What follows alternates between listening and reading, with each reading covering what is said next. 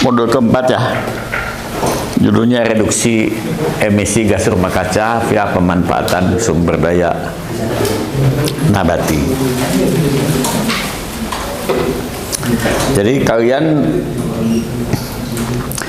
di dalam pemanfaatan energi terbarukan, kan bioenergi itu salah satu dari bentuk energi terbarukan. Cuma beda, kalau yang lain itu hanya menyediakan energi, sumber daya nabati menyediakan yang lain-lain. Jadi sebetulnya fleksibilitas kita lebih luas. Dan kadang-kadang tidak menyadari juga, orang tidak menyadari juga bahwa listrik itu jarang diimpor. Kita jarang impor listrik, kecuali di Kalimantan yang berbatasan dengan Malaysia, itu bisa impor listrik dari Malaysia kalau dia lebih. Tapi kita itu negara kepulauan, kadang-kadang Sumatera aja nggak bisa impor listrik dari Kalimantan. Gimana caranya? Ya, jadi orang kalau Amerika, Eropa, sistem listriknya itu nyambung sak benua. Jadi kalau sistem listrik Jerman gagal, dia bisa dapat pasokan dari Prancis, dari Belanda, dari Denmark. Amerika juga begitu, negara bagian yang sistem listriknya gagal bisa dapat. Tapi kalau di Indonesia itu susah. Jadi sistem listrik Jawa gagal, susah ditolong sama Sumatera, nggak ada sambungannya. Jadi kalau ditanya PLN kapan ada jaringan listrik se-Indonesia terhubung, kan sekarang baru Jawa dan Jamali, Jawa, Madura, Bali ya. Dengan Sumatera nggak bisa. Nah, jadi bagian pentingnya energi terbarukan sebenarnya di tiap pulau bisa dibangkitkan. Nah, bioenergi itu juga bisa dibangkitkan di tiap pulau, dan karena diperlukan tumbuh-tumbuhan atau tanaman, maka usaha bioenergi tidak terlepas dari perkebunan, kehutanan, penanaman sesuatu yang biasanya diupayakan menjadi lapangan pekerjaan rakyat. Jadi sebelum suatu usaha bioenergi dilakukan, sebetulnya sudah ada pendapatan ekonomi dari rakyatnya ya, walaupun kadang-kadang bentrokannya itu karena pembelian terlalu murah. Tapi pada prinsipnya bioenergi itu akan bisa memajukan penduduk setempat. Kalau orang masang listrik fotovoltaik, dia cuma masang, barangnya itu barangkali bukan dari daerah situ, ya. Masang mikrohidro, ya terus sedikit pekerjaan buat orang, ya. Barangkali turbina nggak ada dari situ juga, semua di luar. Nah, jadi pentingnya bioenergi adalah karena hampir di semua pulau ada, dan lebih erat berkaitan dengan pertumbuhan ekonomi masyarakat setempat kalau bisa diusahakan dengan baik. Nah, kebanyakan orang yang sekarang berjalan adalah kayak di Pulau Mentawai. Kalau kalian lihat itu pengembangnya sampai sekarang teriak-teriak itu, wah hebat gitu ya. Kalau diganti Mentawai mati. Kenapa? Ya karena penduduk merasa bambu yang sudah ditanamnya dibelinya terlalu murah.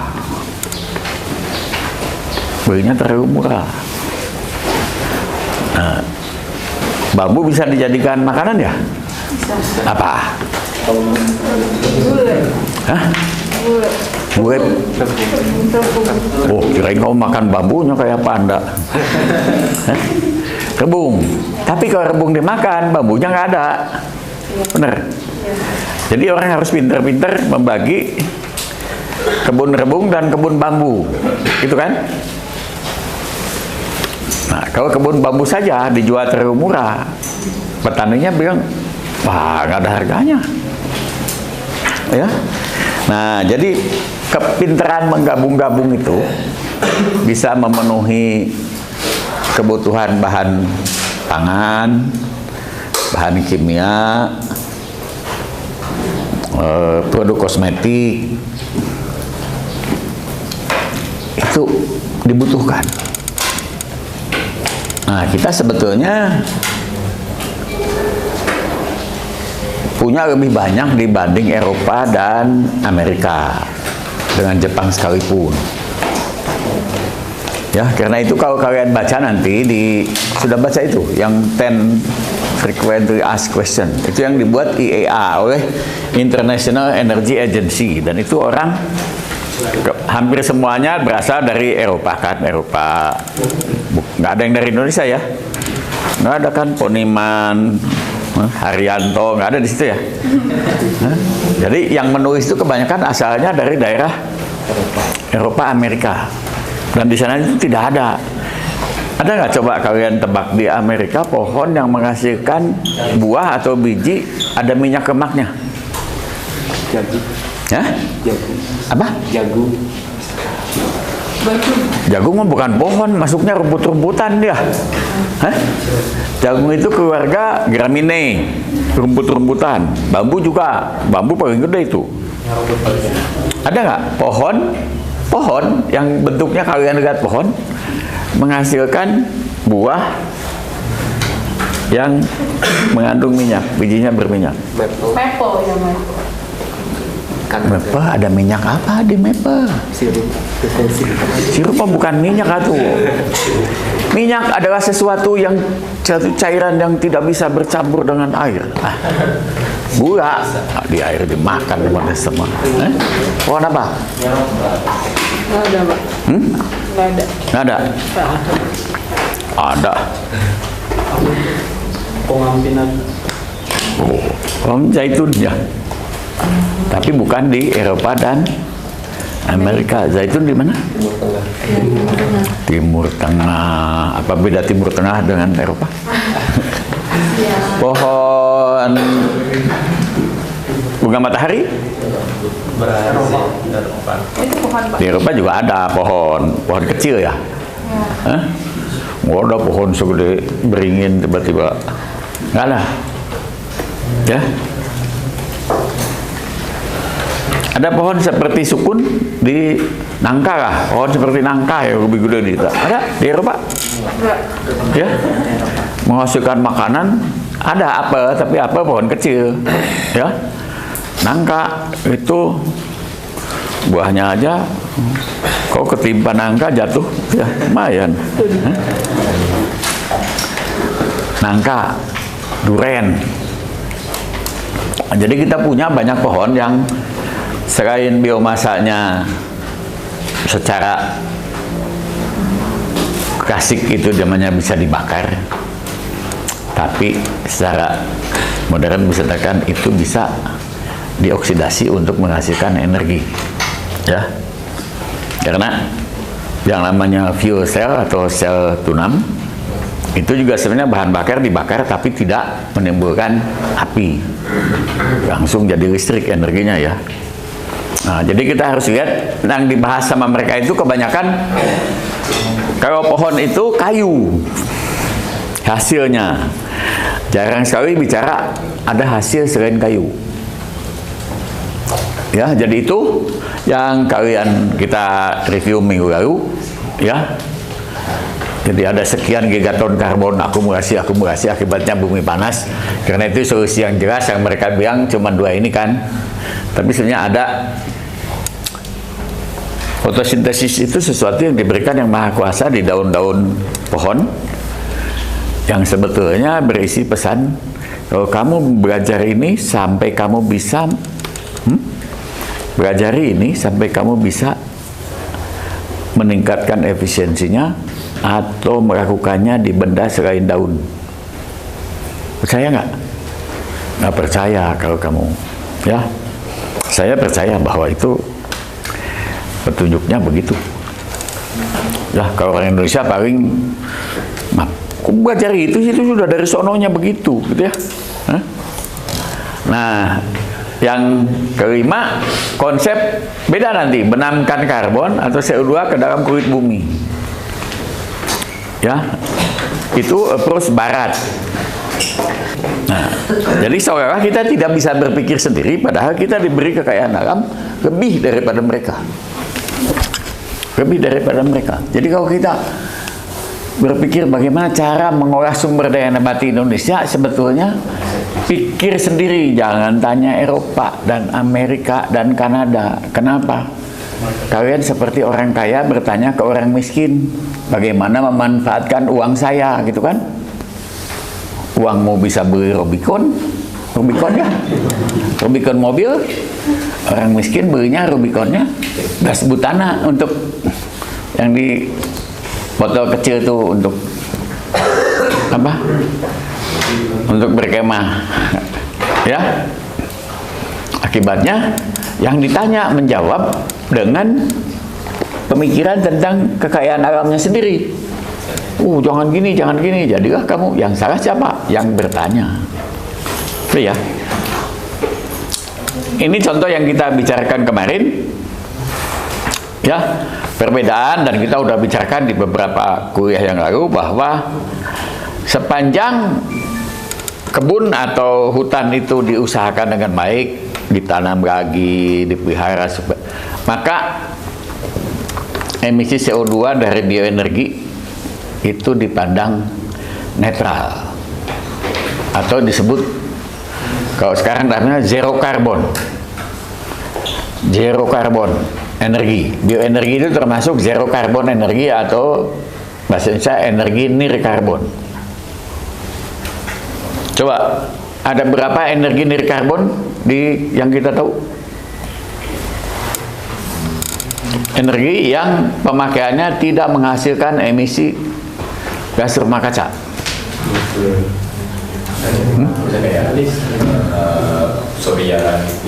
Surya,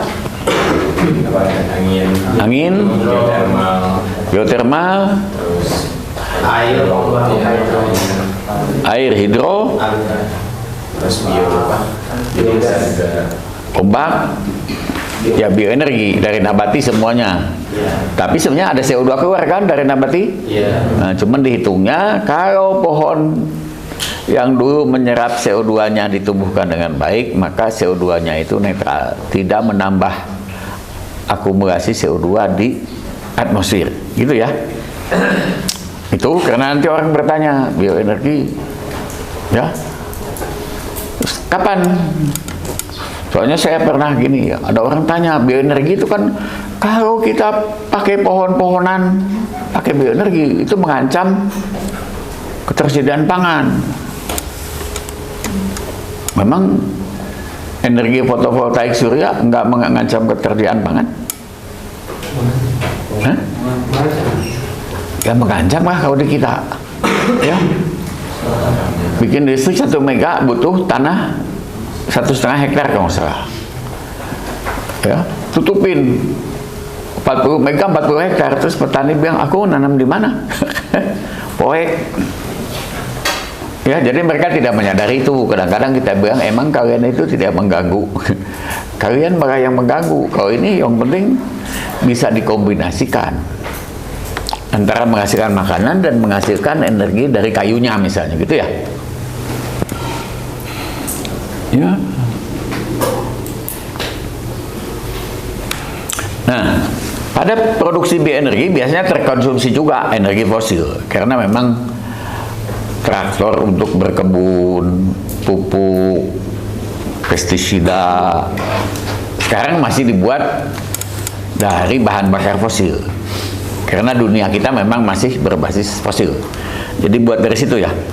Nah, tapi penelitian menunjukkan bahwa kuantitas energi fosil ini jauh lebih kecil daripada bioenergi yang terproduksikan. Ya, jadi misalnya kalian lihat di sana, neraca energi sistem kehutanan dan pertanian biasanya menunjukkan bahwa sekitar 25-50 unit bioenergi terproduksi untuk tiap 1 unit energi fosil yang terkonsumsi. Ini kalau hitungannya kayu. Nah, bahan bakar padat kayu. Jadi itu yang disebut nisbah produktivitas bioenergi 25-50. Kemudian memproduksi bahan bakar nabati atau BBN cair biasanya membutuhkan lebih banyak input energi fosil. Nisbah produktivitas energinya hanya 4 atau 5. Tapi ini pun berarti mengurangi pemakaian bahan bakar fosil. Jadi kalau sawit itu saya kira mungkin 7 sebetulnya. 4 itu sudah minimum. Minimum 4, pasti lebih dari 4. Kalau minyak sawit. Biodiesel dari minyak sawit ya. Pernah dihitung. Lalu emisi gas rumah kaca dari PLTBM, pembangkit listrik tenaga biomasa, itu 10-20 kali lebih rendah daripada emisi gas rumah kaca atau greenhouse gas pembangkit listrik berbasis bahan bakar fosil. 10-20 kali. Ya, kayu itu. Dari kayu. Nah, tapi kalau selain kayu kita punya makanan, kan manfaat lain bisa diambil dari situ. Ya, bisa diambil dari situ. Pohon, kebun, dan hutan. Apa beda perkebunan dan hutan tanaman?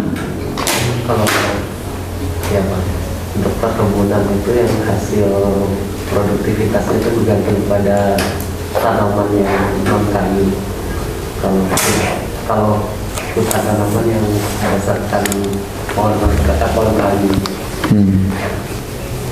Jadi sebetulnya di dalam undang-undang, di dalam tata negara kita nggak ada itu. Ditanya orang Direktorat Jenderal Perkebunan, pejabat, apa beda perkebunan dengan hutan taman? Dia nggak tahu. Udah dari dulunya aja begitu katanya. Yang kamu tuh sebetulnya tadi ngomongnya apa? Kalau yang berdasarkan produktivitas. Produktivitas apanya? Tanaman. Terhadap? Ya, jenis apa sih? Kalau permanjaannya berdasarkan produktivitas kayu itu perkebunan. Permanjaannya berdasarkan kebutuhan kayu itu hutan tanaman. Kalau hutan kayu putih? Yang kalau salah dari saya perkebunan. Jadi hutan kayu putih, apa lagi? Hutan apa lagi? Pinus. Hutan pinus menghasilkan?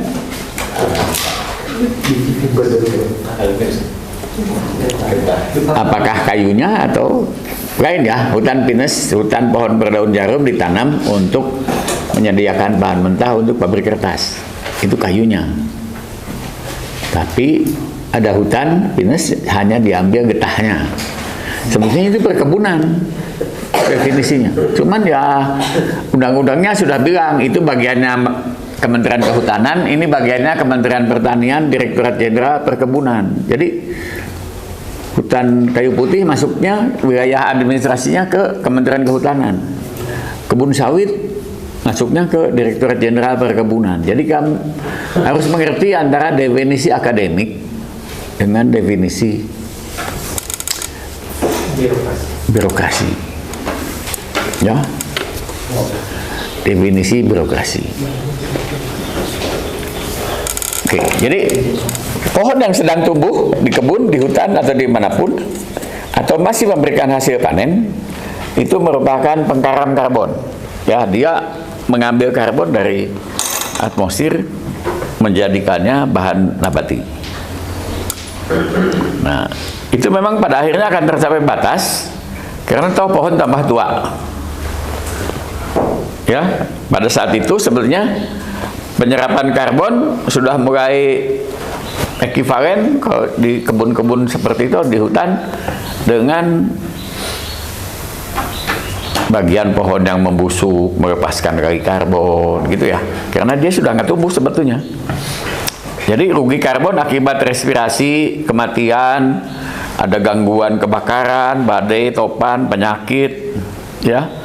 Ada juga yang dipanen, ya. Ada juga yang ditebang karena urusan lain, misalnya karena ya penyakit atau apa. Ya, itu sama besar dengan penyimpanan karbon oleh fotosintesis. Maka dalam hal itu tentu saja penyerapannya neto nol, ya, neto nol. Kemudian produk-produk yang dibuat dari kayu, furniture segala macam, pada akhirnya kan ada rusak juga ya. Nah, sehingga sebetulnya harus digantikan dengan yang baru. Ini kenapa saya kok kurang G-nya 1? Mana? Ini kurang G.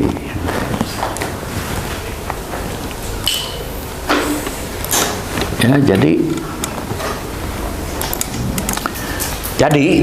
jika tak diremajakan, sebuah kebun atau hutan dan produk yang diturunkan darinya berkapasitas terbatas untuk menangkap CO2 dari atmosfer dan tidak bertindak sebagai pengkaram abadi. Tidak terus-terusan dia, tidak. Ya, karena itu adalah salah orang yang mengatakan bahwa hutan alam itu menyerap CO2 lebih banyak dari kebun sawit. Hutan alam itu pada akhirnya cuman ya sampai pada usia tertentu ya penyerapan dan pelepasan CO2 ekivalen. Kebun sawit selama masih menghasilkan buah sawit itu dia masih menyerap karbon. Jadi jangan juga seenaknya dibohongin orang-orang Eropa yang mengatakan bahwa oh sawit bagusan hutan alam dari sawit gitu kan. Ya, jadi cara menjawab yang begitu itu salah satunya memang mengadakan kursus, mengundang orang-orang kulit putih dari Australia, dari Eropa, dari Amerika datang ke sini, anak mudanya ya, supaya dipandang masih cantik-cantik juga kan ya, masih cakep-cakep. Terus di sini dikasih kuliah misalnya tentang sawit, kebun sawit, itu ya. Lalu hari ketiga atau hari keempat dibawa jalan-jalan ke kebun sawit yang ada habitat orang utannya, yang bersebelahan dengan habitat gajah. Tuh gajahnya nggak mati, tuh orang utannya nggak mati. Ya, karena mereka ada yang menyangka loh, orang barat ada yang menyangka begitu turun di sini, kok saya pikir di Indonesia itu begitu turun dari pesawat itu kebun sawit semua katanya. Ya, saya bilang enggak lah. Ya. Nah, itu ada di Sumatera Utara yang tiap tahun mengadakan itu. Dari Sumatera Utara mengadakan kursus itu untuk anak-anak muda Eropa dan Belanda. Karena ya namanya membangun saling pemahaman. Ya. Sehingga nanti orang itu sendiri yang mengatakan kepada bapak ibunya atau kepada enggak kok, enggak apa-apa. Tapi kalau cerita dari kita biasanya lu nyari-nyari alasan gitu kan. Ya. Nah, jadi itu keperluannya karena memang berbeda hutan yang dihadapi mereka, pohon-pohonan yang dihadapi mereka dengan pohon-pohonan yang dihadapi kita. Ya. Nah, tapi anehnya begini. Jadi kalau ada tubuh, ini hutan ya, lama-lama kan kalau ditebang sebetulnya penangkapnya nggak ada ya. Tapi kalau hutan ini kayunya atau apanya dijadikan bioenergi, maka reduksi emisi gas penggalian itu menyebabkan penggunaan bahan bakar fosil berkurang ya. Nah, di situ walaupun orang di sini sebetulnya ya hilang, tidak menangkap CO2 lagi, tapi dipakai menggantikan itu, ini berlaku juga ini yang sini. Ya, bahwa reduksi itu tidak bisa dikatakan, ya tapi kan kamu nebang pohon untuk menghasilkan bahan bakar nabati menggantikan bioenergi, jadi nggak boleh dihitung, nggak. Yang itu dia nggak menyerap karbon, memang berhenti, tapi yang ini menggantikan bahan bakar fosil sehingga dia menyebabkan penurunan pemakaian bahan bakar fosil. Ya, itu yang dimaksud di sini, bahwa manfaat yang didapat dari penyusunan bahan bakar fosil oleh bioenergi bersifat irreversible. Ya. Walaupun kebun atau hutan tak diremajakan atau hilang musnah karena sebab-sebab lain kebakaran. Misalnya. Ya. Nah, kemudian ada isu yang di dalam itu disebut kepermanenan, permanence ya. Andaikan sebuah pabrik yang beroperasi selama 25 tahun dan membakar bahan bakar fosil untuk memenuhi kebutuhan energinya, Ya, andaikan pula sebuah hutan tanaman baru dibuat untuk menjadi reservoir karbon yang menetralkan seluruh emisi CO2 dari pabrik di atas selama 25 tahun. Jadi katakan begini, PLN atau Pertamina, PLN nggak ya? PLN membangkitkan listrik diesel di suatu daerah, keluarlah emisi CO2 ya. Terus dia bilang untuk mengatasi itu, saya punya di daerah situ, daerah yang sudah gundul dari tahun 85-an, tanam pohon-pohonan di situ, hutan misalnya ya. Maka hutan ini menyerap CO2. Nah, dia bisa menghitung itu CO2 yang diserap hutan berapa, CO2 yang dikeluarkan oleh pembangkit tenaga dieselnya berapa. Lalu dia bilang, oh, yang ini dikurangi oleh penyerapan yang ini. Jadi net saya hanya melepaskan emisi CO2 sekian. Udah, itu berlaku, ya, berlaku. Tetapi kalau pohonnya kecelakaan, mati misalnya, maka berkurang yang di sini ya. Ya. Tapi kalau kamu bisa menanam misalnya, nanamlah pohon Pongamia, dia menghasilkan minyak. Jadi sudah besar, kamu bisa ambil minyaknya, dari minyaknya bikin biodiesel. Biodieselnya dipakai menggantikan sebagian bahan bakar diesel untuk pembangkit. Nah, beda. Ini mengurangi pemakaian, turun CO2-nya, yang ini mengatasi, menetralkan. Jadi dua manfaat. Karena itu saya bilang, tanamlah pohon yang tumbuh cepat dan menghasilkan biji berminyak. Karena biji berminyaknya kamu bisa pakai menghasilkan minyak nabati, minyak nabatinya kamu pakai sebagai bahan bakar, mengurangi pemakaian bahan bakar fosil. Manfaatnya ganda, ada dua manfaatnya. Nah, mengapa tadi saya sebutkan kita beruntung? Ya, karena di negara barat hampir tidak ada pohon besar, buahnya menghasilkan minyak. Nggak ada, mereka nggak punya. Jadi minyak biji karet aja mereka mencari-carinya itu di Indonesia ada. Ya, di Indonesia ada itu. Cuman malah kedesak-desak terus katanya. Karet kedesak terus sama sawit. Padahal fungsi karet di dalam ban tidak bisa digantikan dengan minyak sawit ya. Benar nggak? Nah, akibatnya apa? Terdesaknya pohon karet oleh pohon sawit di Indonesia membangkitkan minat Eropa dan Rusia untuk mengembangkan pohon penghasil karet, penghasil getah karet, getah serupa. Jadi kelalaian kita bisa menyebabkan orang lain mendapat kesempatan, opportunity, peluang, ya. Jadi kalau karet kita berkurang, nah orang lain dapat kesempatan karena dia bilang nggak mungkin ini, harus ada. Nah, demikian juga Pak Jokowi tahun lalu ekspor CPO, stop, walaupun cuma sebulan ya. Tapi kan ini membangkitkan, saya nanam sawit gitu ya. Oh, Brazil, kita perluas lah lahan sawit kita. Ya, jadi menyetop ekspor minyak sawit bisa menyebabkan kerugian kita juga di masa depan karena ada orang yang jadi calon kompetitor. Itu ya. Jadi pikirnya mesti panjang-panjang. Saya juga nggak tahu siapa yang bisikin Pak Jokowi tiba-tiba stop impor. Padahal tinggal beresin aja. Ini pasti ada orang-orang, nah gitu ya, yang sedang mencari duit untuk, ya. Coba kalian lihat yang beredar di ini sekarang. Kilang minyak, apa namanya? Depo Pertamina terbakar. Ya. Terus yang diusir deponya. Padahal yang salah penduduknya. Kenapa masuk ke situ? Yang paling salah lagi, kenapa orang masuk ke situ mendirikan rumah di tempat yang bukan tanahnya dia? dikasih izin mendirikan bangunan, ya.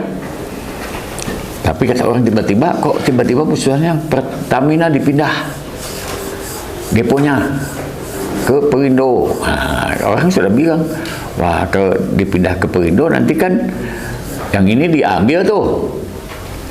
Yang pertama itu nanti ada tanah kosong. Mayan katanya buat Agung Podomoro bikin properti baru di situ, dapat duit kan, ya. Lahan Pertamina dibeli, itu kan. Tangkinya nggak mungkin dipindah segede itu kan. Jadi tangkinya jadi barang rongsokan, lumayan pasarnya, orang Madura bisa beli rongsokannya gitu kan. Terus bikin yang baru, pembangunan, dapat duit juga kan. Nah, nanti ujung-ujungnya, oh ada yang dapat uang. Cuman dapat uang dari mana? Ya lumayan untuk ikut pemilu gitu kan. Ya, untuk ikut pemilu dapat gitu kan, terjamin. Ya. Nah, kenapa? Ya karena orang yang salah malah kok yang pindah Pertaminanya ya. Ya. Kalau macam Pak Wapres gitu kan, Pak Wapres kasihan nih rakyat saya, pindahlah Pertaminanya gitu ya. Orang lain, tuh kan sudah Bapak Kiai sudah bilang pindah.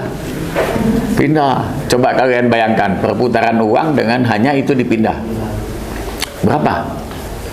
Masa Pertamina kan masih bayar juga ke Perindo tuh ya. Masa tanahnya dipakai, bayar.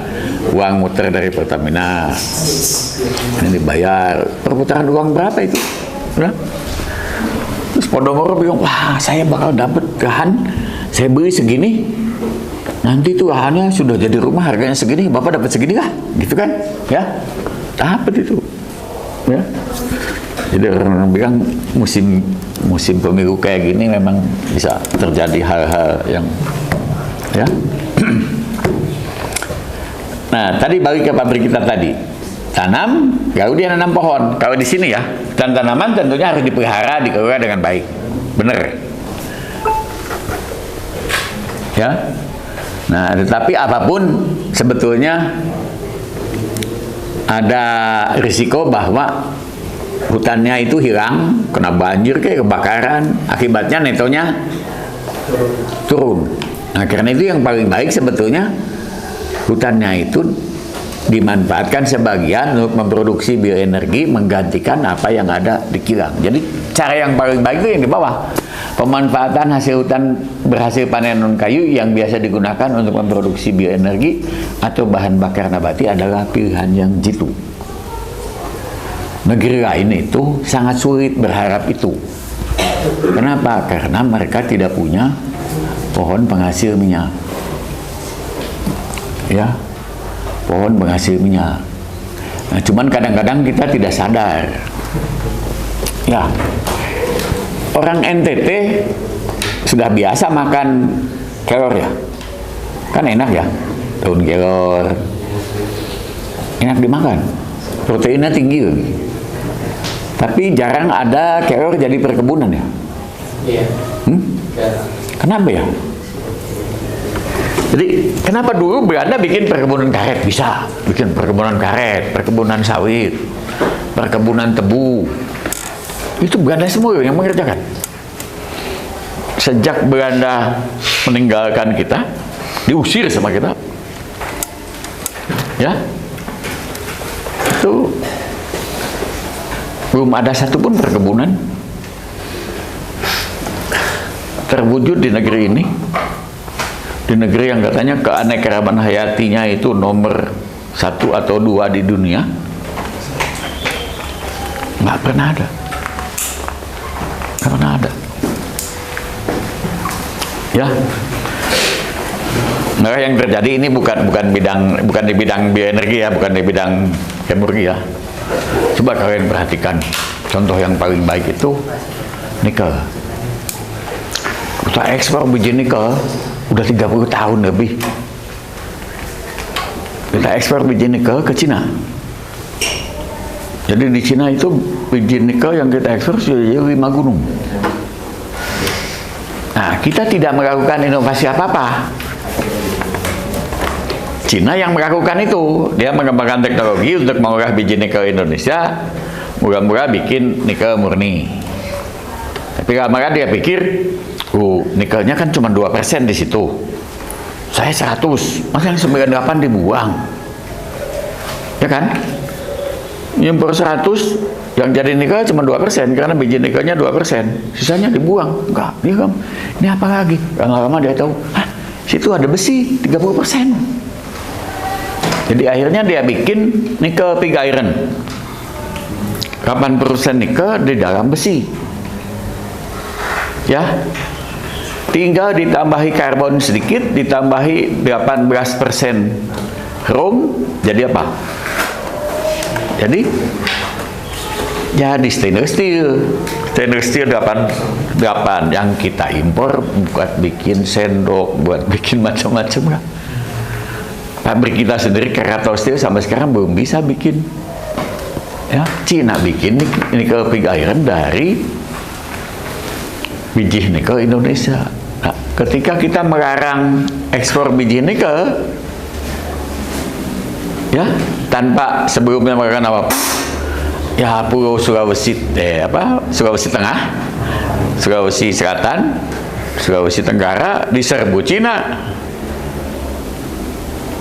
Diserbu Cina yang datang dengan duit dan plus teknologi yang mereka kembangkan. Kita jadi apa?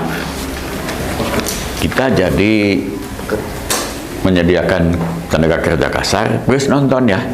Nonton. Saya ini tuh apa? Ya. Tapi kok di ini sampai marah-marah. Kenapa itu orang Cina sampai dibiarkan? Ya emang kita nggak punya teknologi mengolahnya. Ya. Nah, kemudian 2 minggu lalu nggak salah Pak Menteri, yang penting dia pikir, yang penting ada investasi di Indonesia. Dia mikir kerjanya dia aja kan. Jadi supaya ada investasi di Indonesia bagaimana? Larang ekspor. Dilarang ekspor. Orang-orang luar negeri yang tadinya mengolah hasil itu di luar dapatnya balik ke Indonesia kan? Berprestasi karena dia mendatangkan investasi di Indonesia. Tapi manfaat yang diperoleh bangsa Indonesia itu sangat kecil karena cuman tenaga kerja kasar sama ya penyediaan istri sama apa? Ya, kenapa? Karena tidak pernah melakukan inovasi apa-apa. Nah, jadi kalian yang muda-muda harus berpikir dari pengalaman yang diberikan nikel kemarin. Orang bisa, rakyat bisanya cuma mengeluh. Kenapa orang Cina menyerbu? Ya, memang Indonesia tidak mengembangkan teknologi. Dari hasil teknologi tidak punya uang. Cina mengembangkan teknologi, jual kemana-mana, dapat duit, dapat teknologi. Datanggah ke Sulawesi?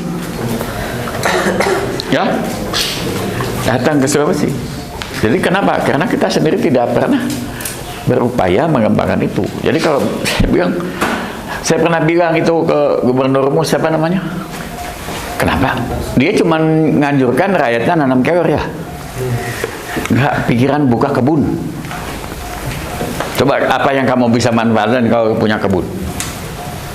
Kelor punya tumbuh cepat. Ya. Ya. Ya, mudah untuk nanam dan ya, terus kamu tinggal sediakan bagian kelor untuk daun. Ya. Kan nggak seberapa tuh ya. Kan daun dijadikan powder, jadikan apa diekspor. Tapi kan bikin yang luas, kayunya bisa dimanfaatkan. Minyaknya tidak semua kan, kalau makanan itu kan terbatas. Memang suka dimakan, biji kelor muda dimakan ya. saya jarang lihat bijinya sih. Saya langsung petik daunnya. Daunnya aja ditumis. Iya. Bijinya enak kalau dimakan, kalau dimasak. Kalau muda ya, kalau sudah tua nggak. Iya. Nah, tapi bijinya bisa dibuat tua, lalu di dalam biji yang tua ada minyaknya. Minyak bisa dimakan dan bisa juga dibuat bahan bakar. Siapa yang merespon? Nggak ada. Jadi, apakah kita akan menunggu Timur Leste nanti datang ke Timur? Ke Timur? Enggak, mestinya orang Timur yang punya tanggung jawab itu. Ya. Nah, sawit kita masih agak untung nggak sawit. Kita sekarang punya badan pengelola dana jadi kita memikirkan ini gimana caranya supaya sawit itu memberikan manfaat maksimal buat bangsa kita. Tapi yang lain tuh yang mau sama Pak Bahlil Lahadalia nanti di stop ekspornya, itu ada kemungkinan nanti sebenarnya cerita nikel kita itu berulang. Nah, berulang. Selama-lama di sini tidak ada orang Indonesia asli, yang ada adalah Indo semuanya, campuran. Indo Korea, Indo Jepang, Indo Cina, Indo India. Gitu ya. Kalau tidak memikirkan bahwa sebetulnya kita dikasih itu. Dikasih ini. Jadi mereka bahkan Indonesia itu punya segala macam yang kita butuhkan. Oke. Nah, sekarang apa bedanya hutan alam dengan hutan yang dirotasi? Ya, ini kalian lihat hutan alam itu berumur ini misalnya sampai 100 tahun baru ya dia konstan ya. Maksudnya nggak nyerap CO2 lagi.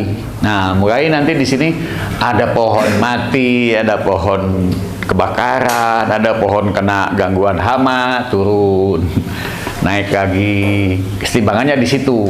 Kalau pohonnya bagus, keseimbangannya di situ, yang kecil di atas, ya. Tapi ini stok karbonnya kira-kira. Ini stok karbon disimpan di hutan itu karbon sekian. Itu ya. Nah, sekarang bedanya dengan hutan tanaman. Hutan tanaman atau hutan produksi kayu. Kita bilang kayu dulu ya, supaya sama dengan orang-orang barat. Ini mereka bilang ini kan tanam. Sebenarnya belum sampai. Ini pun sudah terlalu tua. 50 tahun. Kita kalau nanam hutan untuk pabrik kayu, pabrik kertas berapa?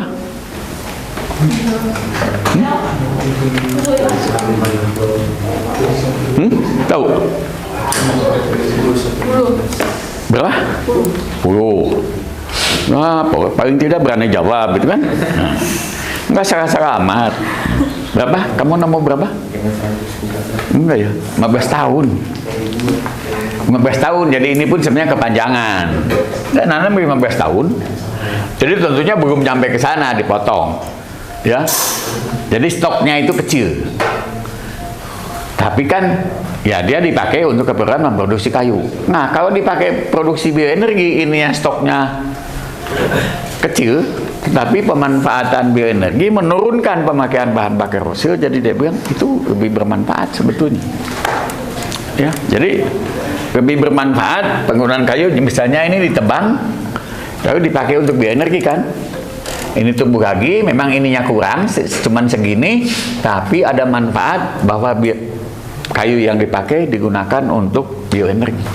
Nah, yang lebih lagi adalah kalau hasil panennya yang jadi bioenergi. Jadi sebelum ini dipanen sudah ada hasil untuk bioenergi, itu ya.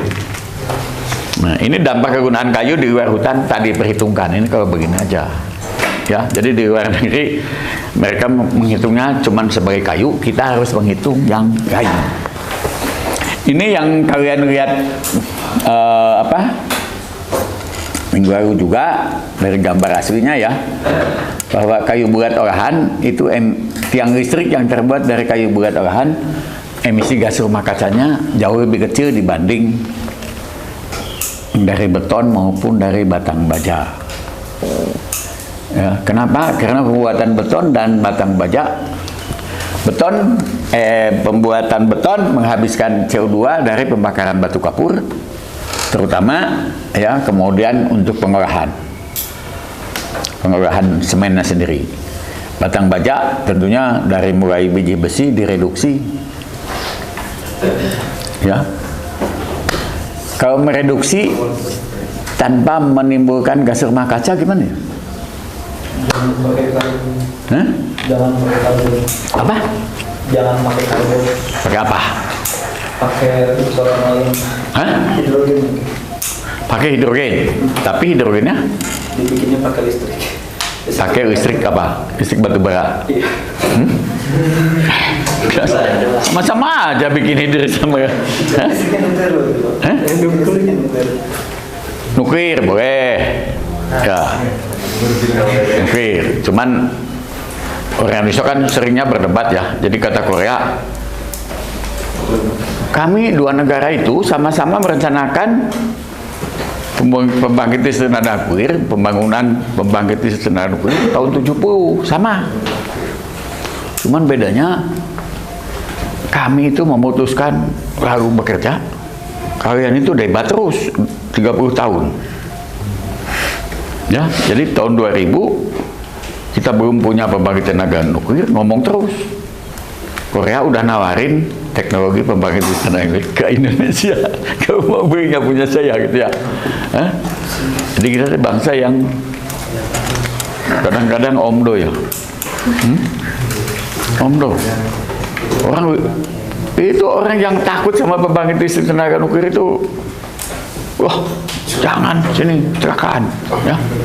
Padahal kalau catatan di dunia menunjukkan kecelakaan akibat pembangkit tenaga listrik nuklir, orang yang mati jauh lebih sedikit daripada kecelakaan orang mati pada saat mudik di Indonesia. Jadi sebenarnya pembangkit listrik tenaga itu termasuk yang paling aman, cuman memang sekali gagal susah. Coba kalian lihat di ini ya, di internet, apakah Jepang berhenti? Sejak Fukushima Jepang berhenti dulu, tapi dia sudah tahu saya tidak bisa tanpa nuklir, jadi berkembang lagi di Jepang. Ya, kita sebenarnya kalau kita mau mematikan pembangkit listrik tenaga uap ya, batu bara, kan banyak tuh, pemerintah senang aja kan. Nanti kita suntik mati yang ini, suntik mati yang ini tanpa mikirkan gantinya ngapain ya, itu ya. Nah, saya bilang, kalau pembangkit listrik 1000 megawatt ya gantinya cuma nuklir yang bisa dalam kompleks segede itu menyediakan listrik itu. Ya. Tapi nggak tahu lah apakah Tuhan akan memberikan berkat kepada kita supaya bisa bikin pembangkit listrik nuklir, atau masih kita ketakutan. Ya. Jadi belajar. Ya, coba kamu lihat, ada nggak ayat tentang nuklir di Al-Quran?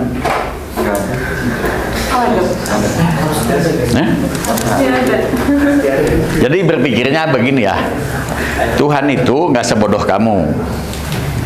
Dia pasti sudah tahu kita akan nyampe di zaman ini.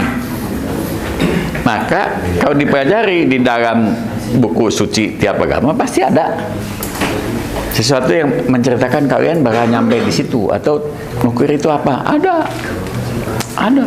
Cuman menerjemahkannya jangan dengan pemahaman di zaman Nabi, pemahamannya zaman sekarang. Tuh. Ya. Tahu surat apa namanya tuh? Lupa saya. Al-Hadid ayat 7 ya? Ayat 25. Ayat 25. Tapi kamu hadidnya jangan terjemahkan besi, terjemahkannya logam. Nanti kamu bisa, oh, contohnya banyak. Bahwa logam memang berpotensi luar biasa. Kan dia ayatnya mengomong itu. Kami turunkan hadid yang berpotensi luar biasa dan dapat dimanfaatkan untuk kemaslahatan umat manusia. Nah, zaman dulu, zaman Nabi, hadid itu diartikannya besi.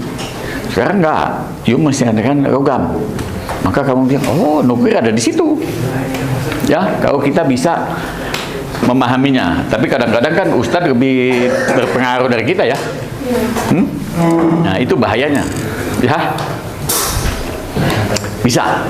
Jadi kita diberi yang cukup lah. Ya. Kemudian sekarang orang menyadari yang di kanan, memaksimalkan pemakaian kayu dalam konstruksi bangunan-bangunan baru dapat mereduksi emisi gas rumah kaca sebesar 30–85%. Jadi di Finlandia dan Kanada itu sudah ada rumah berlantai 5 semuanya dari kayu. Yang dipikirkan bagaimana membuat kayu sekuat baja. Namanya engineered wood. Jadi kayu yang direkayasa. Kayunya jadi kuat, gas rumah kaca sedikit, mereka bisa bikin rumah tingkat 5. Kalau di kita mungkin runtuh itu ya. Dan mereka cita-citanya makin lama makin teknologi memungkinkan itu. Ya. Tuh, jadi mereduksi, mereka pengennya reduksi tambah besar, maka mengembangkan produk kayu yang makin lama makin kuat. Yang saya bilang itu seperti yang di Aula Barat ITB, bisa kayu menyangga bangunan, tapi sebenarnya itu bukan kayu satu batang kan, itu papan-papan yang dilapis-lapis. Nah, sekarang itu ada kayu diolah sehingga bisa menjadi kuat.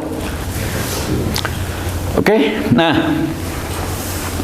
kemudian di dalam Cerita IEA itu ada perhitungan mengenai luas kebun energi.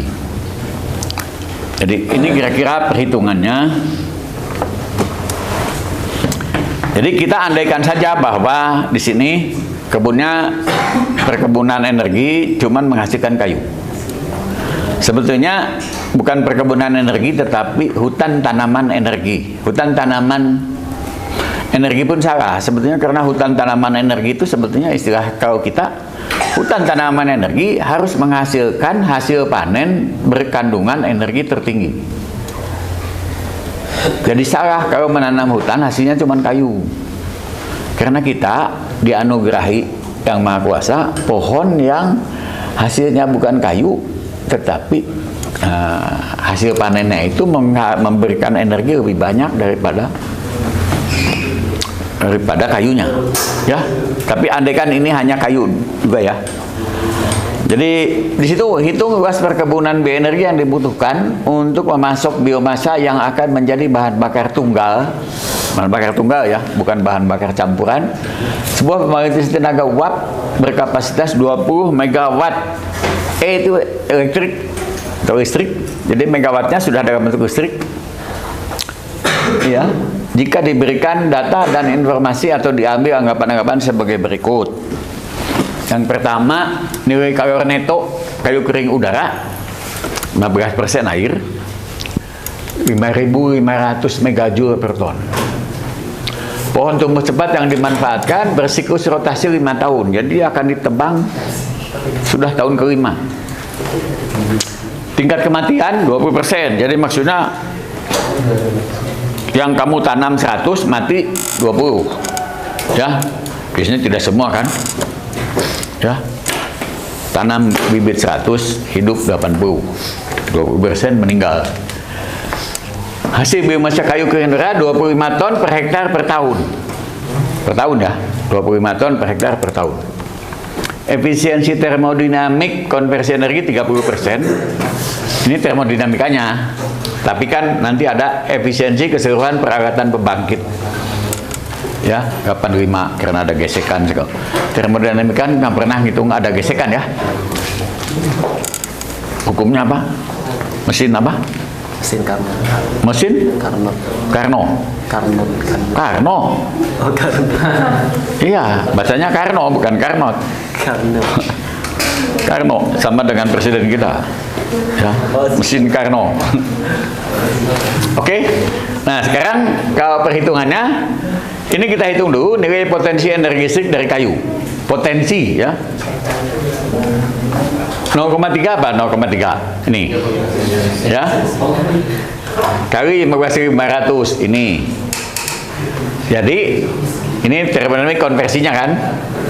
4.650 megajoule listrik, bukan megajoule kalor. Ya, kalau yang di sini kan ini sebenarnya megajoule kalor. Megajoule listrik per ton. Ya, kalau dipindahkan ke megawatt hour jadi 1,29. Kenapa? Karena 1 megawatt hour ya itu sama dengan 3.600 joule. Berapa? 1 joule itu sama dengan 1 per 3.600 megawatt hour. Ya. Jadi kita dapat sekian 1,29 megawatt hour electricity per ton kayu. Hah? Oh, belum. Megawatt hour kan itu belum apa-apa. Nah, lalu di situ nilai rata-rata energi kayu baru dikalikan 0,85 mesinnya ya. 1,097 joule atau megawatt hour listrik per ton. Kebutuhan harian, nah dihitung.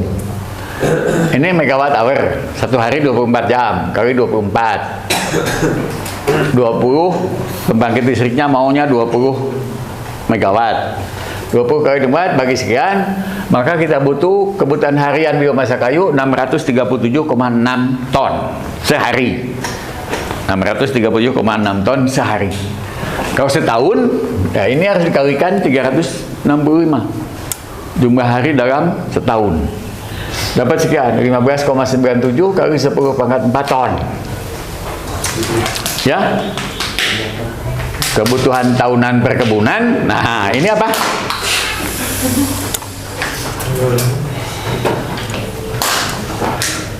...1,25 datangnya dari mana? 1/0,8.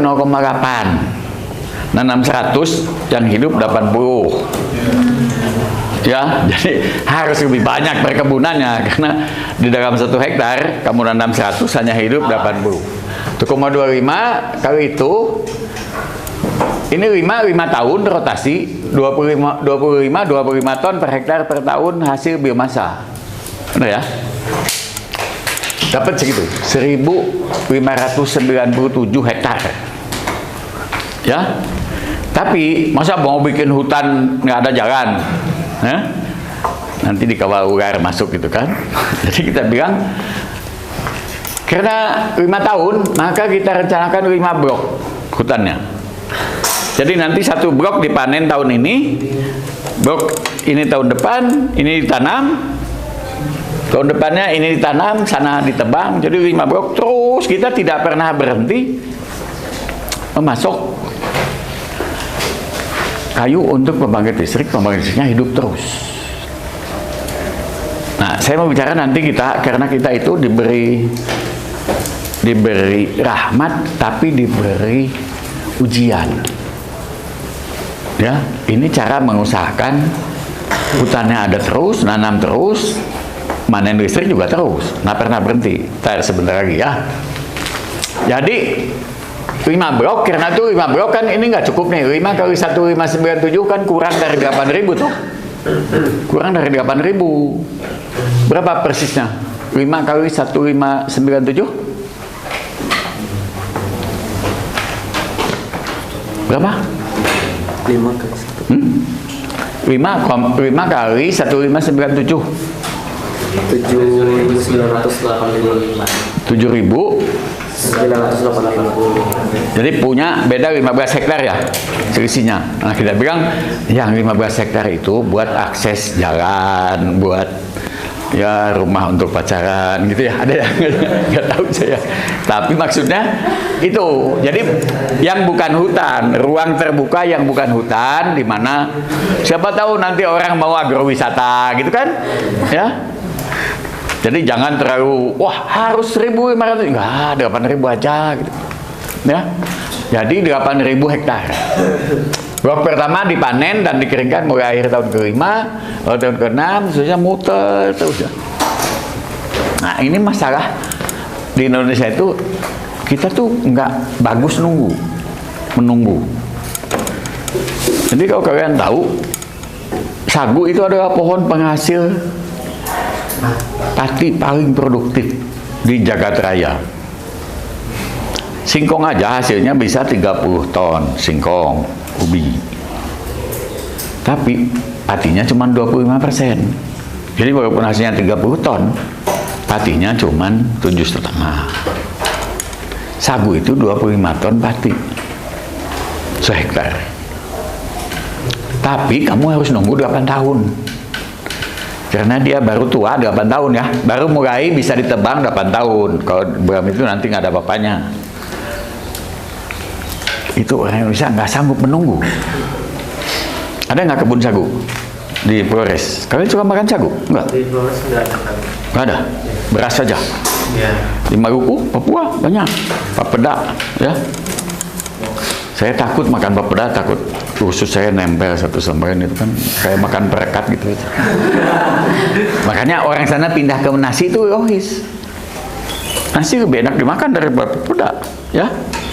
Saya lihat sagu itu sebenarnya pati untuk industri, bukan untuk makan. Lebih cocok untuk kue, untuk macam-macam lah, ya. Nah, tapi nggak ada kebun sagu atau hutan sagu yang khusus dikonsumsi. Padahal sebenarnya tinggal itu. Yuk bagi aja 8 blok.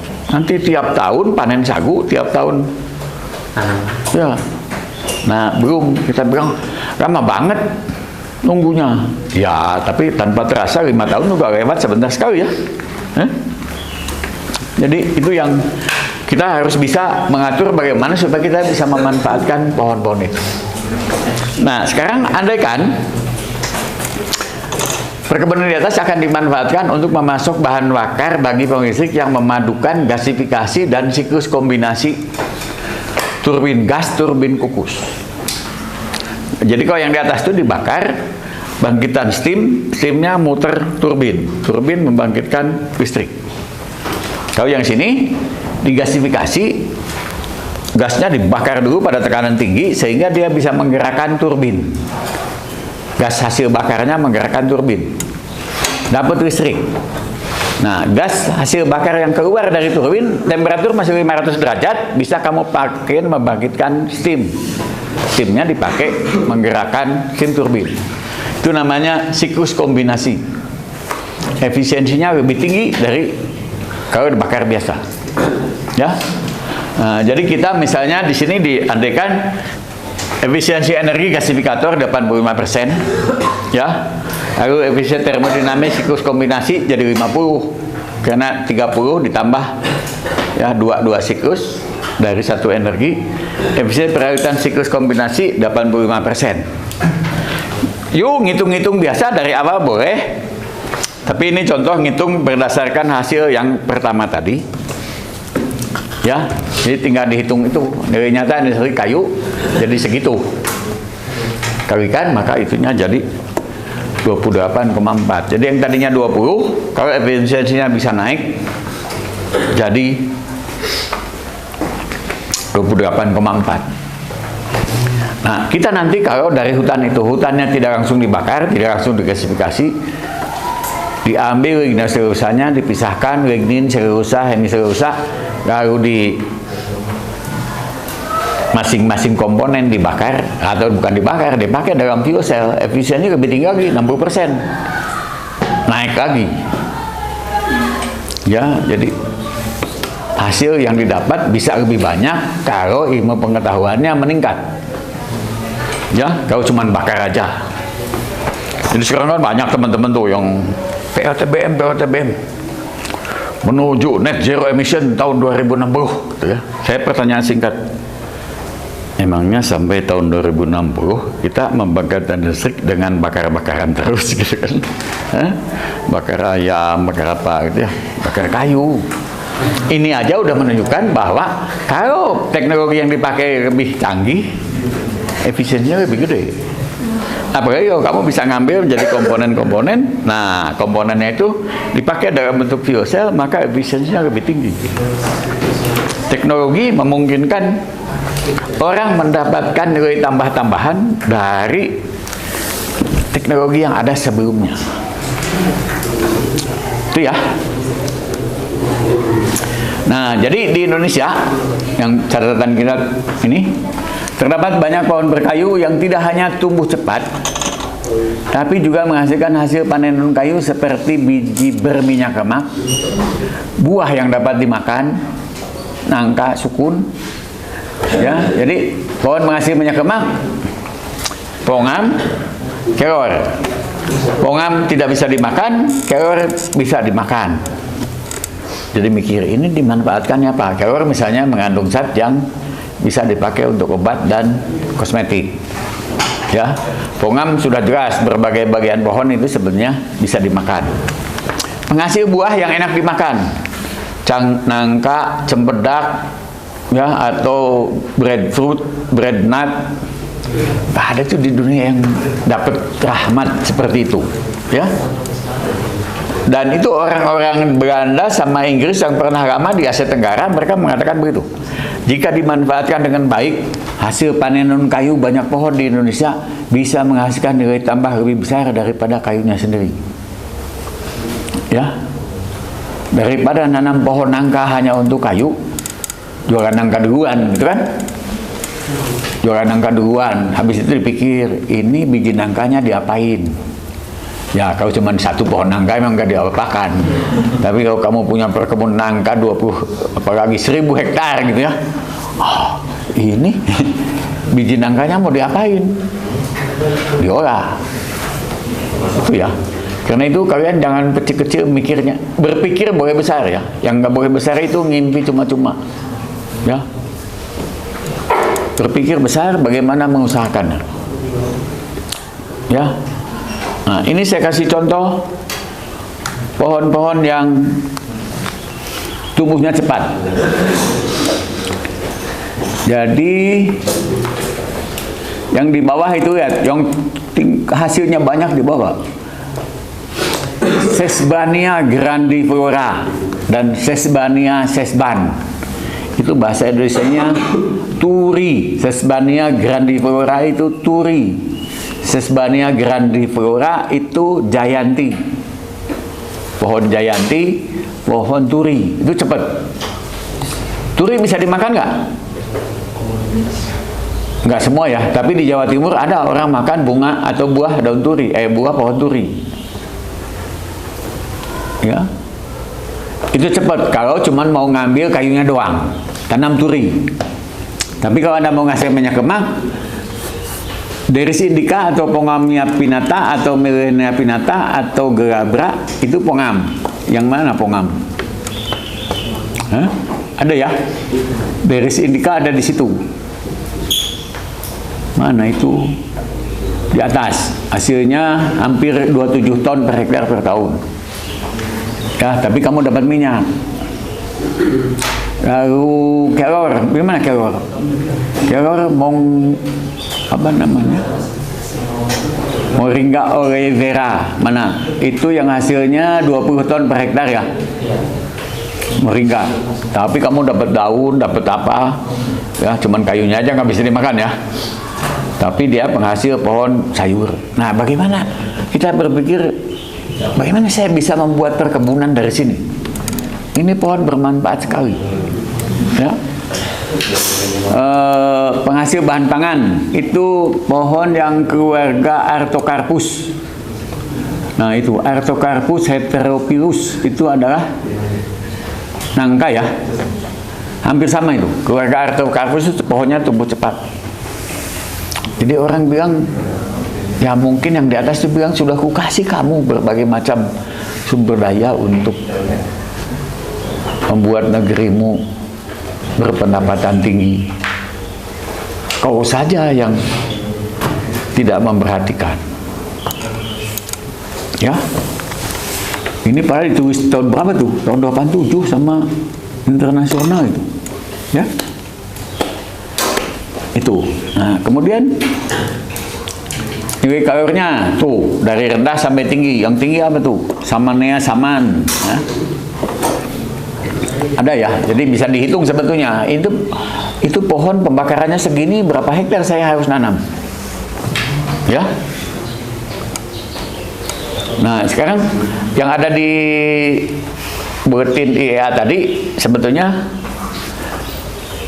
berapa hektar sih kalau kita mau menetralkan emisi dari kendaraan? Kamu misalnya punya motor, saya nanam berapa ya supaya saya netnya nggak mengeluarkan gas rumah kaca, ya? Nah, itu catatannya itu sekitar setengah hektar kalau mobil. Ya, setengah hektar tegakkan pohon. Jadi kalau kamu tegakkan pohon, nanam pohon setengah hektar, maka kamu bisa bilang saya naik mobil bebas gas rumah kaca. Kenapa? Saya naik mobil pakai itu, tapi saya punya setengah hektar tuh di sana lahan pohon semua isinya itu yang menanterakan gas rumah kaca saya, ya. Kan kadang-kadang perlu juga nyombong gitu ya. Jangan bilang saya punya Rubicon, saya punya lebih bagus zaman sekarang. Woi, saya ini mobil saya udah netral. Ya, jadi kamu tahu nggak yang namanya World Economic Forum? Ya, itu setiap tahun mereka ngadain rapat. Itu mereka bilang kami nggak mengemisikan gas rumah kaca. Kenapa? Karena emisi gas CO2 dari semua kendaraan yang dicapai untuk mencapai tempat konferensi, afturnya ini dihitung terus dibayar sama mereka. Jadi dia bilang konferensi ini tidak mengemisikan gas rumah kaca, karena gas rumah kaca yang teremisikan dari mobil anggota-anggota World Economic sampai ke lapangan terbang ke tempat tujuan dibayar semua sama mereka emisinya. Berapa ton karbon yang dihasilkan saya bayar gitu ya. Kapan? Nah, kita sebenarnya nggak usah bayar. Ya, kamu bilang aku punya motor, aku punya 1/4 hektar hutan. Ya, boleh itu.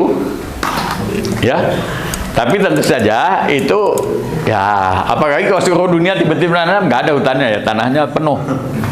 Jadi yang paling terbaik itu memang itu, manfaatkan energi terbarukan, listrik terbarukan, dan bahan bakar nabati sebagai energi penggerak kendaraan. Itu ya. Ya. Nah, ini lebih ke tadi Bapak bilang soal buat ekonomi, buat volume tadi ya. Kalau mereka ngeluarin bensin terus mereka bayar gitu ya. Nah, yang saya pikir itu bayarnya siapa Pak? Apa? Kan itu tadi beberapa negara, dan setiap negara kan dia punya kebijakan Ya. emisi karbon yang berbeda. Nah, itu dia kebayarnya ke siapa? Dan apakah kayak mereka suka bayar aja atau mereka harus mikirin uang beli? Oh, sekarang banyak ininya. Kamu bisa bayar ke Bank Dunia juga. Oh. Bayar ke Bank Dunia, nanti ini untuk dibagikan untuk keperluan apa namanya, menolong negara berkembang atau apa. Ya. Bank Dunia juga, kita nanam hutan, didaftarkan ke Bank Dunia, dibayar karbonnya. Cuman sangat rendah.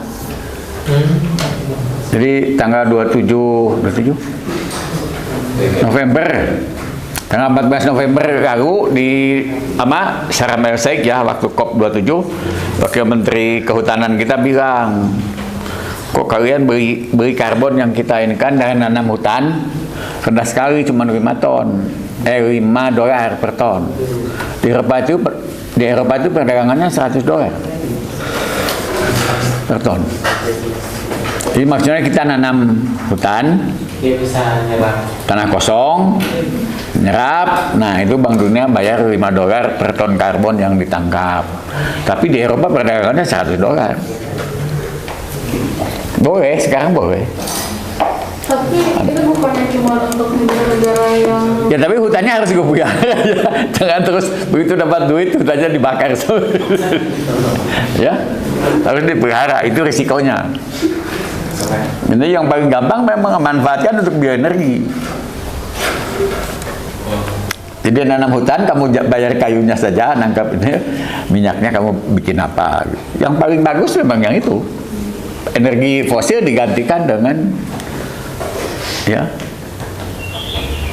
Jadi kamu nanam kayak kebun lahan kosong, kamu tanami itu apa namanya itu, nangka, suku segala macam, kamu cuma hitung kayunya aja, dia nangkep berapa, tapi kamu ambil itunya kan, ambil buahnya, makan gitu kan. Hah?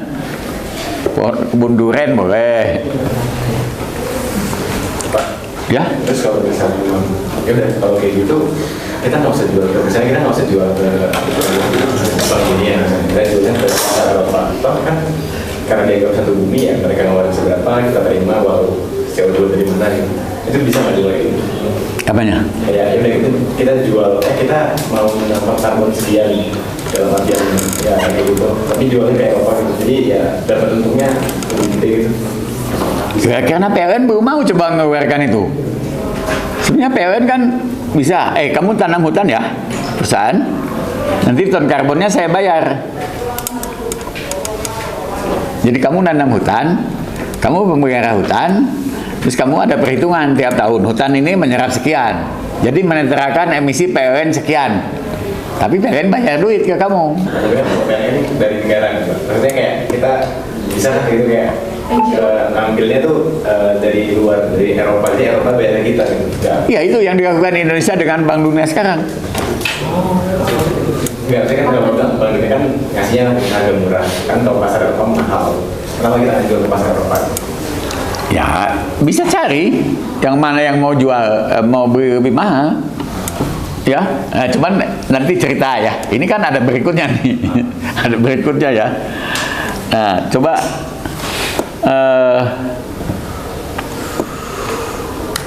Ini kah? Itu ya. Ini teknologi beremisi gas rumah kaca negatif.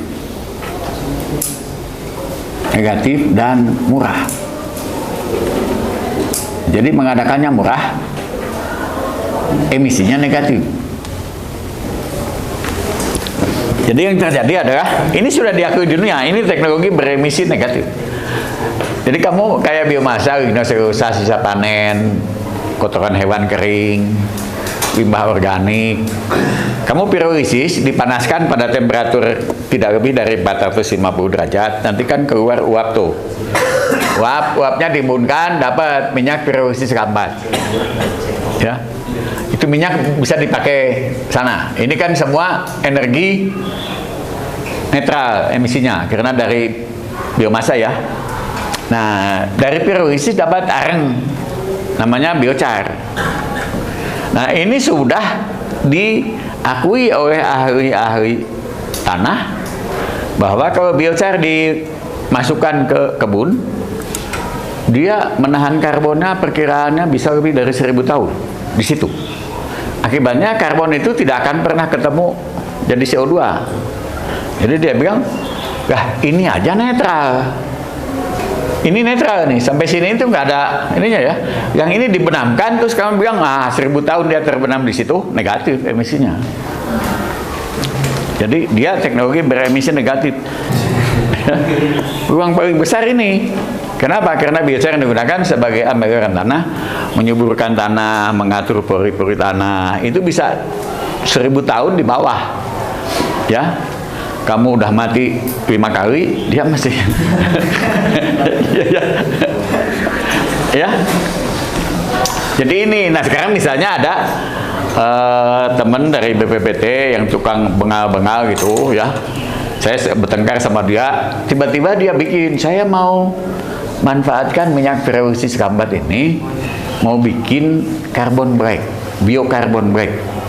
Bio karena dibuat dari minyak hasil pirolisis. Nah, karbon black itu hampir 30% ban itu karbon black. Makanya ban tidak putih. Ban hitam. 30% karbon black. Nah, sekarang ini didapat dari fosil. Dia mau bikin biokarbon black yang didapat dari sini. Makanya kita bilang, "Oh, bagus dia tuh. Kasih duit." Gitu ya. Sama BPDPKS, kasih duit. Untuk penelitian bikin dari minyak pirolisis ini membuat ini produk kimia industri biokarbon black. Dia bilang itu dia hitung Indonesia impor karbon black dari luar segini, semua dari fosil gitu. Pinter dong ya, harus smart lah. Ini negatif ya. Nah, sementara yang direncanakan negara besar adalah ini dan magangnya itu. Ini pula yang dituruti mengatakannya begini. Tangkap CO2 dari cerobong PLTU atau kilang minyak. Tangkap, pisahkan CO2-nya. Ini tiap tahap ini duit semua ya. Ada duitnya ini. CO2 tekanan tinggi. Angkut, bawa ke di atasnya, di mana di bawah ada lubang bekas gas bumi. Karena pasti ada lubang loh. Gas bumi keluar ke atas, habis di bawah ada lubang, injeksikan ke bawah, push. Supaya dia tinggal di bawah CO2-nya. Tapi karena itu ongkos semua. Ya, coba kamu bandingkan dengan yang ini. Ini ongkosnya berapa? Gitu ya. Dibanding yang ini. Cuman beda keimanan itu mau melakukan ini,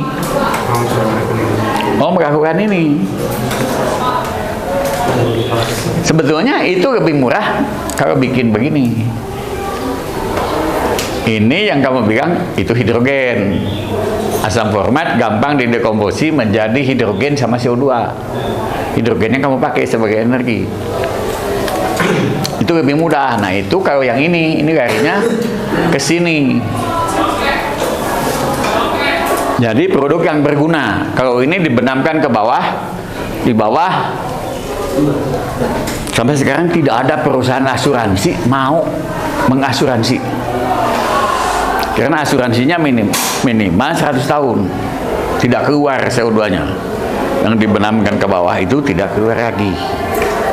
Tidak ada perusahaan asuransi mulai bersedia mengasuransi. Kenapa? Ya ada kemungkinan nama orang yang mengasuransikan waktu kejadian mau nagih asuransi, orangnya udah mati duluan. Jaminannya 100 tahun. Ya. ini. Tapi ini yang dilakukan negara besar, dan mereka Jepang itu sudah kayaknya Jepang tuh Mitsubishi mendemonstrasikannya di lapangan Jambaran Tiung Biru di Cepu. Dan Pertamina dengan bangga, kami kerjasama dengan mencoba, ya. Nah, sebetulnya yang lebih baik yang itu. Nah, ini boleh saja energinya dari mana? Dari listrik matahari, dari listrik air. Karena di Indonesia sebenarnya banyak. Kamu mau nampung listrik matahari di tengah laut, siapa yang mau beli? Nggak ada kan? Susah. Hah? Yang beli ikan. Bisa bikin. Nah, listriknya dipakai mereduksi itu. Itu bisa bawa ke pantai kan? Karena ini cair. Ini bahan cair, 1,2 gram per centimeter kubik. Bisa bawa. Gitu-gitu aja. Nah, cuman kita itu kebanyakan lebih kepada itu yang saya bilang, we have the second God. Ya, the first God is our true God. The second God is white man, ya, white man atau Blanco ya, atau ya. Karena rasanya kalau diomongin orang sana itu rasanya bener terus. Padahal diberi, ya. Ini sekarang di Indonesia baru aja ada mulai orang yang melakukan ini, ya. Padahal kita bilang, oh ini negatif. PLN kalau bikin begini, itu bukan anak hutan, itu negatifnya karena membenamkan biochar ke bawah tanah untuk menyuburkan tanah perkebunan. Tapi Pertamina dan PLN lebih menarik kepada itu, CCS, Carbon Capture and Storage. Kalau teman-teman di geologi, teman kita di geologi perminyakan ya seneng. Kenapa? Itu tantangan teknologi buat mereka. Dulu kita mengeluarkan, sekarang kita masukkan. Wah, ini tantangan gitu ya. Sama waktu ada isu jembatan Selat Sunda. Itu teman-teman sipil yang punya bikin jembatan, itu kan tantangan. Wah, ini jembatan terpanjang di dunia. Gila nggak? Ya, kita bilang, waduh, memangnya antara pulau di Indonesia disambung jembatan semuanya, ya? Bagaimana kalau tiba-tiba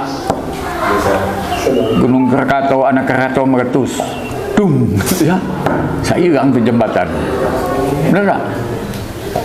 Ya, jadi yang lebih baik kan di Indonesia itu sebenarnya bukan jembatan, angkutan laut yang bagus. Kok jembatan gimana caranya menyambung Sumatera dan Kalimantan pakai jembatan ya? Hah? Angkutan laut kita harus bagus, bukan bikin jembatan. Ya, kalau jembatannya 20 kilo sih boleh lah. Ya. Akhirnya hilang juga tuh jembatan Selat Sunda, juga berhenti isunya. Kenapa? Ya, orang sipil pasti seneng deh. Itu kan, wah, ini hitungan teknologinya gimana nih menghitung? Ya, tahan gempa, tahan arus angin, tahan Gunung Krakatau meletus gitu kan? Hah? Orang Jepang aja tahu waktu kecelakaan Fukushima itu. Itu sudah dengan ilmu pengetahuan yang mereka punya, menempatkan pembangkit listrik nuklir Fukushima di Fukushima itu. Barulah waktu kecelakaan tahun 2011 mereka tahu ternyata Fukushima itu persis di atas epicentrum gempa. Jadi ilmu Jepang aja kalah sama Tuhan. Benar nggak? Dia baru sadar, kami kira ini bukan pusat gempa, taunya gempa kemarin itu persis dari bawah situ datangnya. Ya. Itu, jadi kalau kita mikirnya ya, orang bioenergi atau mikirnya ke sini. Dan contohnya nggak usah dari sini. Pemurnian biogas. Biogas itu 60% metan, 40% CO2. Pisahkan dua tuh, metannya jadi apa? CO2-nya murni. Kalau kamu bikin bioetanol, fermentasi, itu dari fermentasinya keluar CO2 murni itu. Jumlah maunya sama dengan etanol, nggak usah dimurnikan. Kenapa? Ya, kalau ini kan dari cerobong. Ya. Dari cerobong itu paling CO2-nya 8-10%. Kalau CO2 dari fermentor bioetanol 100% itu murni. Ya, dari biogas sudah 40%. Ininya dengan metan. Jadi kita bilang kita harus smart nyari-nyari. Ya, jangan mudah diomongin sama orang. Ya, karena sekarang orang barat kan bawa-bawa BECCS, bioenergy with carbon capture and storage. Wah, saya bilang itu listriknya mahal nanti. Listrik apa? Listrik pembangkit bioenerginya. Karena ini perhitungan termodinamik kalau ke sini. Ini misalnya pembangkit listrik ya. Sampai ke sini, itu perhitungan termodinamik mengatakan penalti termodinamikanya 40%. Jadi minimal harga listrikmu harus naik ke 40% untuk bisa membenamkan ini ke bawah. Itu termodinamika.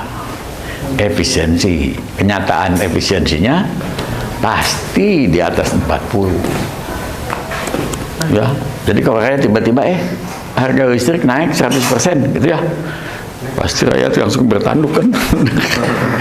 Enak aja. Ya. Jadi cerdik-cerdik melihat, oh ini bagus nih, ya. Nah, termasuk teman saya yang tadi tuh, ya, dari BPPT. Sekarang dia sedang mengeluh karena administrasi BRIN membuat dia susah sekali dapat dananya. Ya, yang gini, ini bagus. Orang baratnya sendiri, ini orang barat semua sudah mengakui bahwa itu negatif loh. Ya, emisi CO2-nya. Nah, apalagi kalau ini dimanfaatkan. Nah, dia tuh smartnya teman saya itu, dia bukan bikin bahan bakar, dia bikin produk yang kita impor. Jadi dia bilang sudah industri dalam negeri maju, emisi gas rumah kaca kita berkurang jauh. Itu yang bagus. Ya. Oke, ada pertanyaan? Makanya Pak, kalau misalnya yang perkebunan itu diambil gitu kan, otomatis kayak nutrien di tanahnya juga ikut keambil. Nah kan di produksi misalnya pembuatan biodiesel kan itu misalnya ada sisa-sisa yang itu bisa dijadiin pupuk lagi. Nah itu apakah siklusnya tertutup untuk nutrien? Nah, bagus. Jadi untuk sawit udah ini ya, ini menjawab pertanyaan teman kita ini. Sebentar, apa saya masih ada?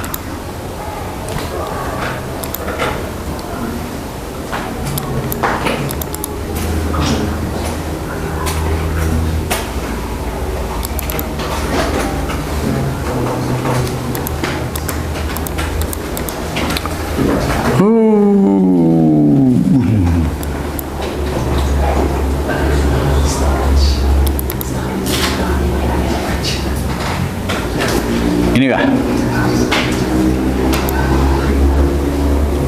Ya, jadi kita tuh perkebunan sawit itu impor KCL untuk pupuk sawit ya. Nah, perkebunan keluar di TBS, Tandan Buah Sekar, masuk ke pabrik kelapa sawit, keluar abu. Ini TKS kalau jadi pembangkit tenaga listrik keluar abu juga ya. Nah, abu itu mengandung K2CO3 banyak, bisa 30%, 40%. Kalau ini diekstrak, dapat K2CO3, bisa dijual juga. Tapi yang lebih bagus, tukar dengan garam, ini jadi KCL, balik lagi jual ke kebun sawit. Impor dari Jerman, Syria berkurang. Ini apa? Soda abu. Ini kita impor untuk bikin kaca. Yang ini bahannya, ya. Jadi kita bilang, wah ini kita bisa struktur industri yang kuat banget. Nah, masalahnya sekarang misalnya PKS itu membakar membakar cangkang, seenaknya aja. Yang penting saya dapat energi. Jadi abunya itu bisa waktu kita temukan udah jadi gelas, kayak gelas aja, batu.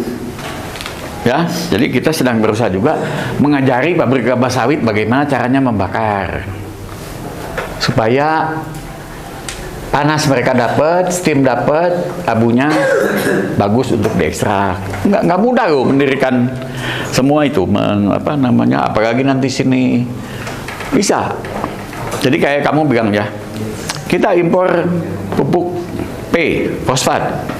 Ada di mana coba? Di kebun sawit?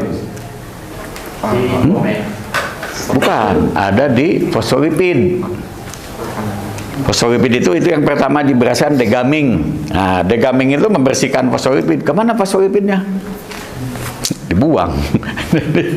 Kita dibuang. Itu harus diambil lagi untuk mengurangi, lama-lama kita bisa. Jadi itu sustainability perkebunan, ya. Nah, cuman kan orang kebun merasa itu anugerah Tuhan, semua nanam, jadi belum nyampe ke sini. Belum nyampe. Kalau ke sini orang-orang teman saya walaupun profesor belum nyampe pemikirannya, jadi harus tenang-tenang lah, sedikit-sedikit ya.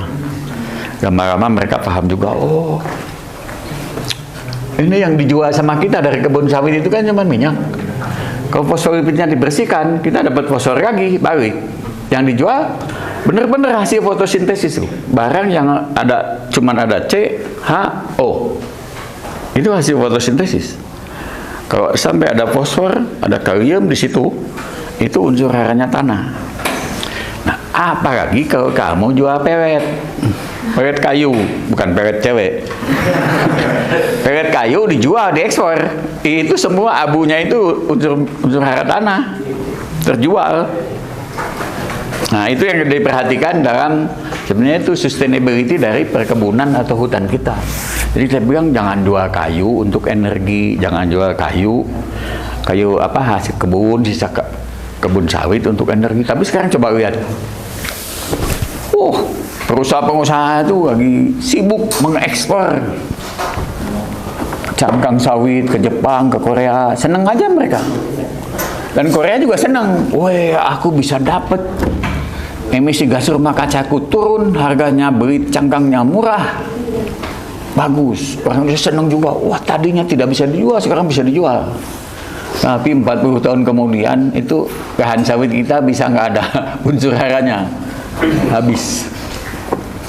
Nah, itu kewajiban. Jadi kalau saya bilang, awas-awas bikin. Nah, kalau enggak, ya susah. Itu ya. Paham ya?